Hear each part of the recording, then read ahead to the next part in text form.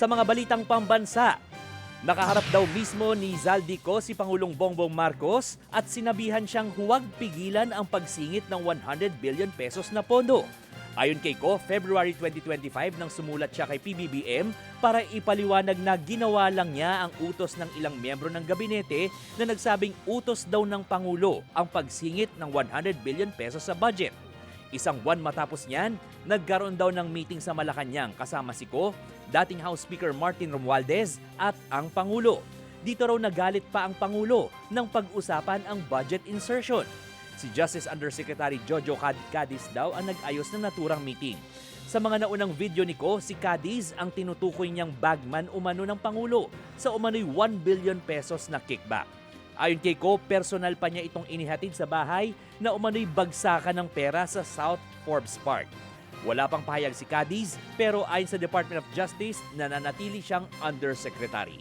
Plano naman daw gamitin ng Department of Education ang higit 1 trilyong pisong budget sa susunod na taon para tugunan ang learning crisis sa bansa. Ayon kay DepEd Secretary Sonny Angara, nakatulong sa kanila ang 77 billion pesos na dinagdag ng Senado sa version ng budget na pinasa ng Kamara.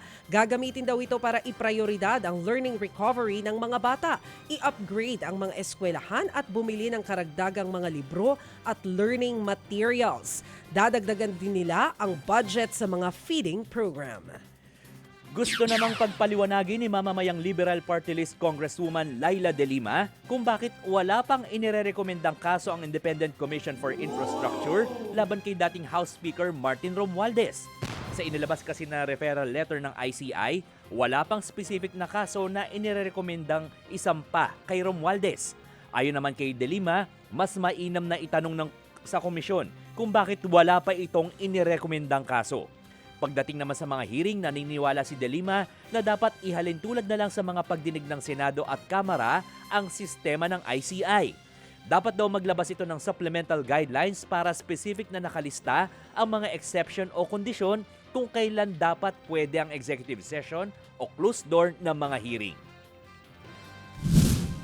Ang sinasabi ko po is that dapat po talaga maging strict general rule ang live streaming. Kasi yun naman talaga ang panawagan ng karamihan para nalalaman natin yung mga ginagawa sa ICI. Yan ang tinig ni mamamayang Liberal Party List Congresswoman Laila De Lima.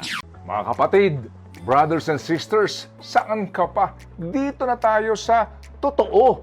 Dito na tayo sa True FM. Mga kapatid, mag-subscribe and follow po kayo sa social media accounts ng True Network PH. Yan po kami, hanapin nyo lang True Network PH, Facebook, Instagram, YouTube, TikTok, and podcast. Mapa Apple or Spotify man yan, mahahanap nyo kami. Lahat ng mga napapanood at napapakinggan nyo po sa programa, nasa social media accounts namin yan. So paano mga kapatid? See you sa social media!